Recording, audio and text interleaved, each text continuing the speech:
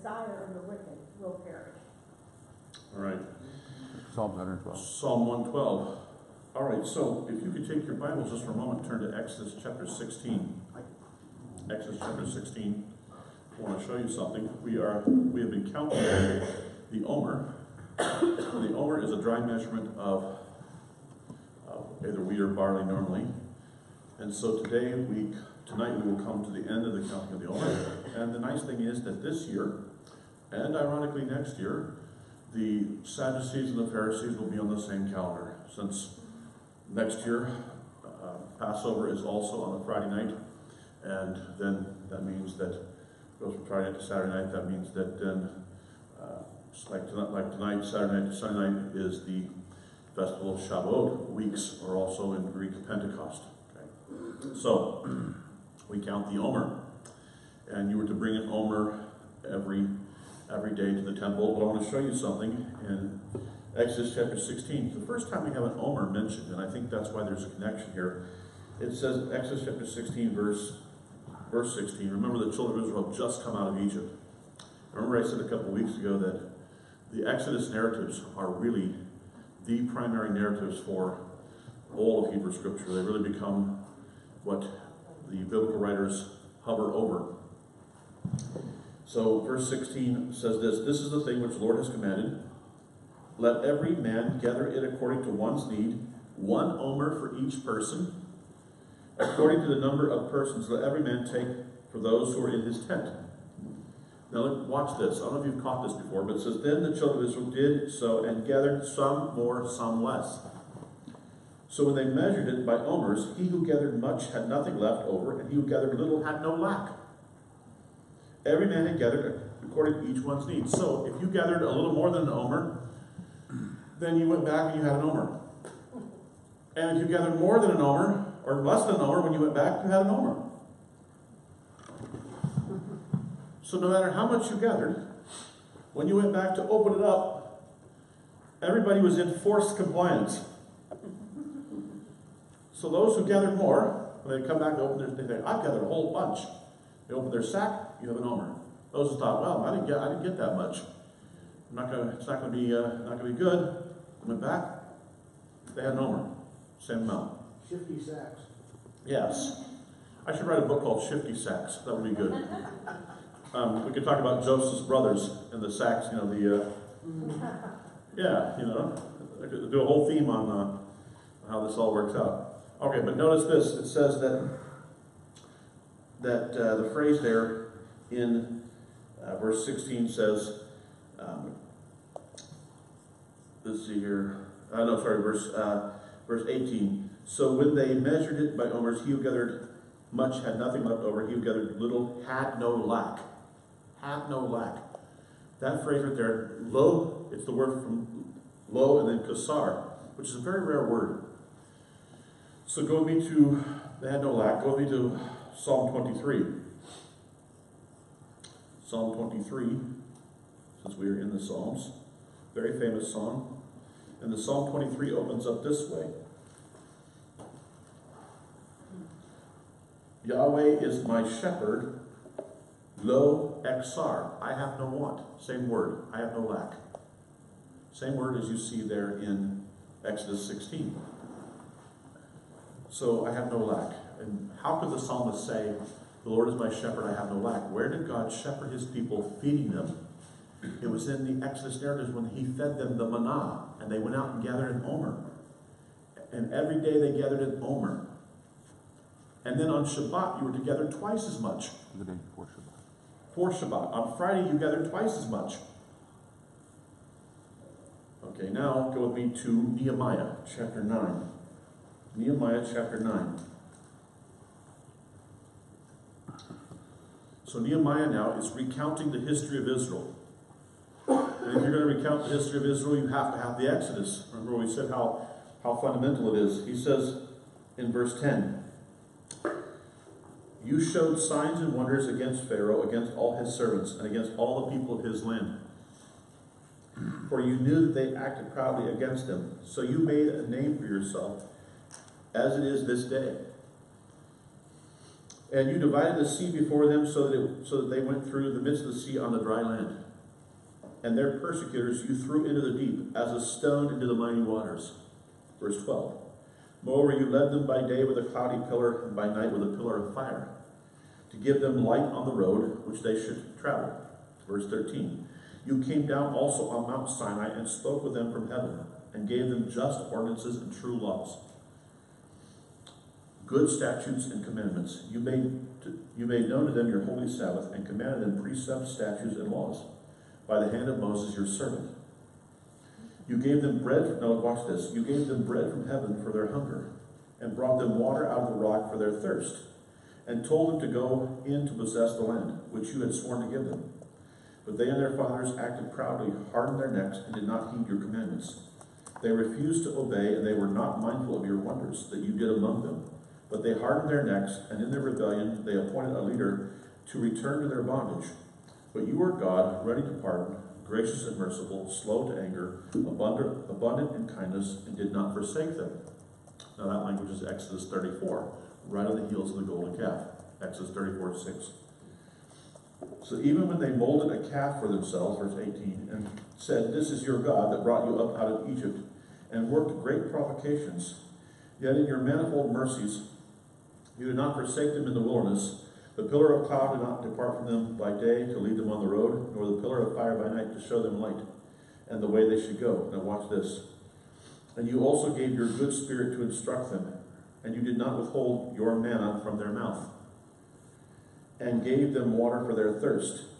For 40 years you sustained them in the wilderness, and then notice that phrase, they lacked nothing. Same phrase as in Psalm 23, same phrase as in Exodus 16. They lacked nothing.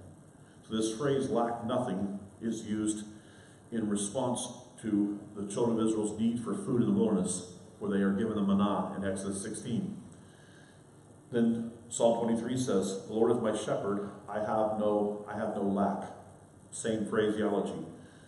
Nehemiah, when he's recounting the time in the wilderness, as you can see from the history he's recording here, or he's recounting here, he says, they had no lack. They did not lack. And this lack is related to the manna, just like it was in Exodus 16. So how do we know that God can be faithful to his people? This is why the psalmist can say, the Lord is my shepherd, I have no lack. Because I can go back and look at the Exodus narratives, and I see that for 40 years, while we were in the wilderness, he gave us food and he gave us water, and we were okay. He sustained us. So I know that he can sustain me. If he can sustain these people in the wilderness, he can sustain us as well. So it was based on God's good provision for his people in the Exodus. And as I'll continue to say, I think the Exodus narratives really are the cornerstone narrative for everything that happens, which is why the psalmist in Psalm 23 can echo the language as Nehemiah does here in Nehemiah chapter 9. And we're going to see other biblical authors also.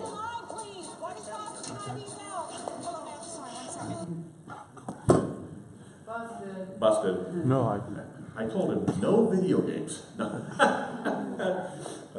No. So now we're seeing Moses, Nehemiah also pick up on this Exodus language and also see that in the Exodus account there was no lack, and using the same rare language that we see in Exodus 16. Any questions or comments?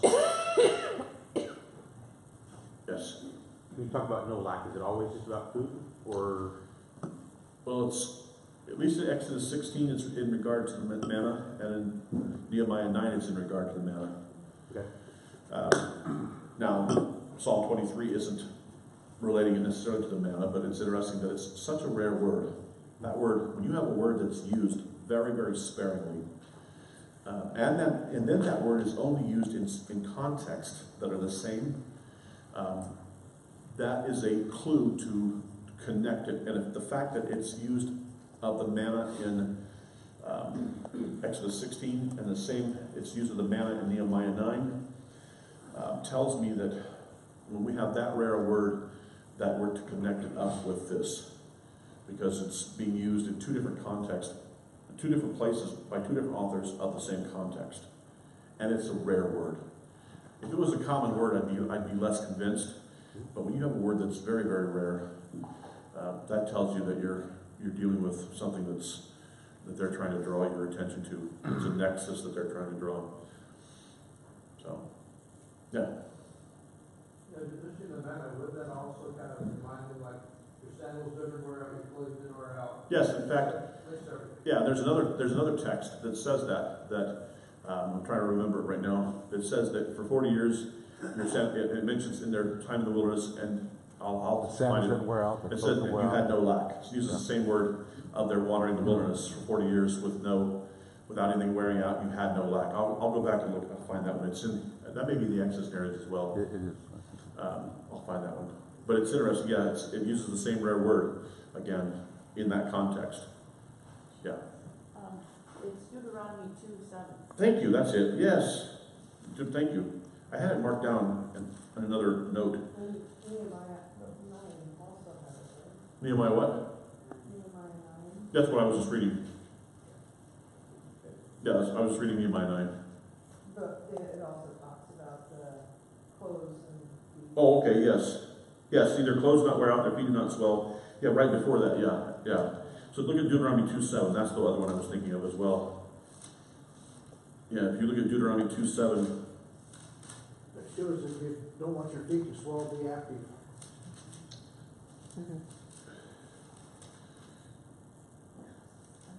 yeah, so it says, I had it written down. It says, for the Lord your God has blessed you in all the work of your hand. He knows you're trudging through the great wilderness. These 40 years, the Lord has been with you. Notice that with you phraseology again. You have lacked nothing, and that's, again, that lo kasar. Again, rare word. It's not used very often.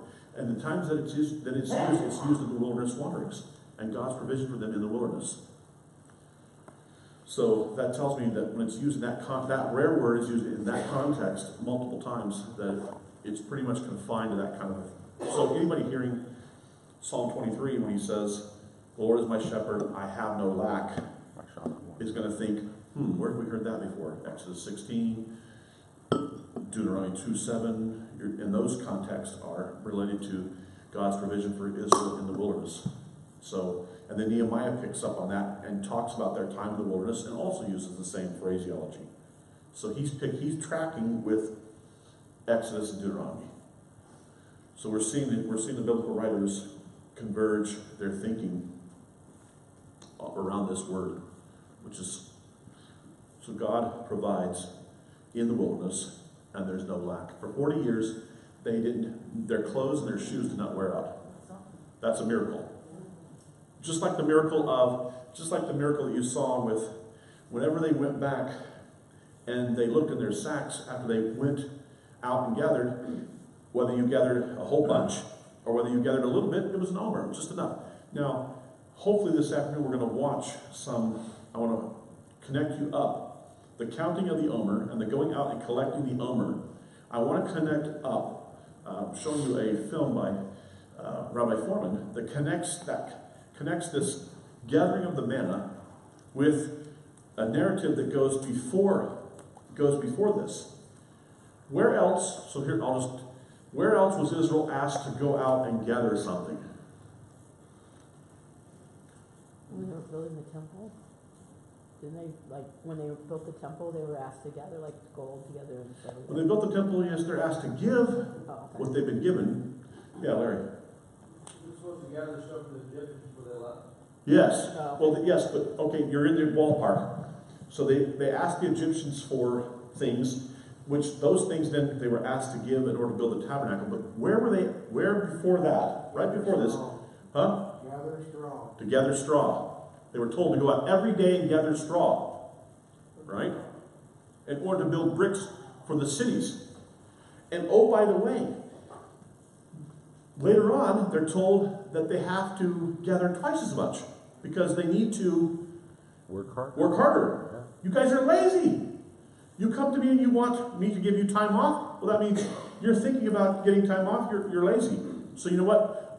The quota stays the same, and yet you have to go out and gather it for yourself. So watch this afternoon when we go through this series on connecting up this counting of the omer and going out and gathering twice a little bit every day, an omer a day, and then twice as much on Shabbat, with their building and gathering straw for the bricks, there's a connection that's fabulous, amazing. We'll see it. All right.